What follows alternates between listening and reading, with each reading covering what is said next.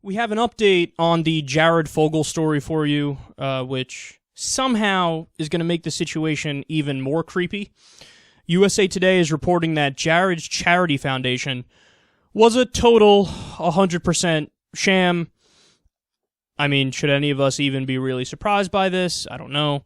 They say it was, quote, set up years ago with the goal of distributing grants to groups and schools that would fight childhood obesity, and they found that it issued a grant total of zero. There were 0 grants given out. Tax records show a significant percentage of the foundation's funds from 2009 to 2013 went to the executive director's salary, and most of the rest is unaccounted for. It was technically dissolved by the state of Indiana in 2012 after ignoring multiple delinquency notices for failing to pay an annual registration fee. Wow. So we know that the director of the charity is Jared's buddy, and he was arrested even before Jared was on child porn charges. Then later we learned that Jared was involved as well, and now they're both facing charges. So it appears like the entire point of the charity was to exploit kids. And again, I don't even know how surprising that is. It's almost kind of expected, but that sends a fucking chill up my spine either way, man.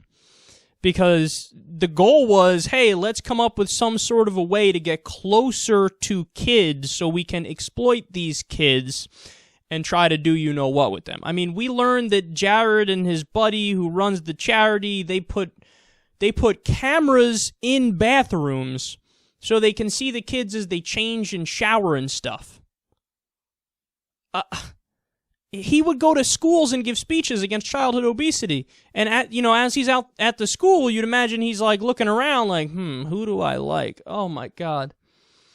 I hate to be overly skeptical and overly cynical about this, but now I don't have kids. I don't plan on having kids. But for people out there who do have kids, you have to be very, very careful.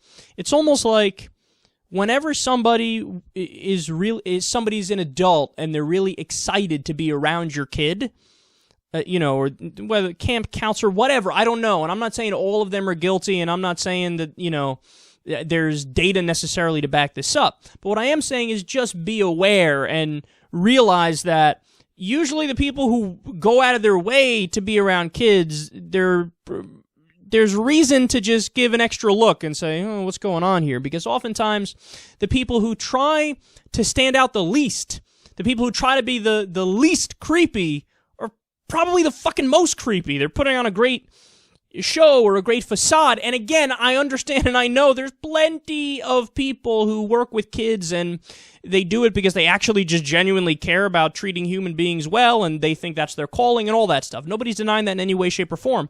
But all I'm saying is if I'm a parent, so if I was a parent, I would make sure that, I would only leave my kids with adults who I know as a matter of 100% fact, they're not somebody who I would have to be concerned about them doing something wrong to my kid in any way.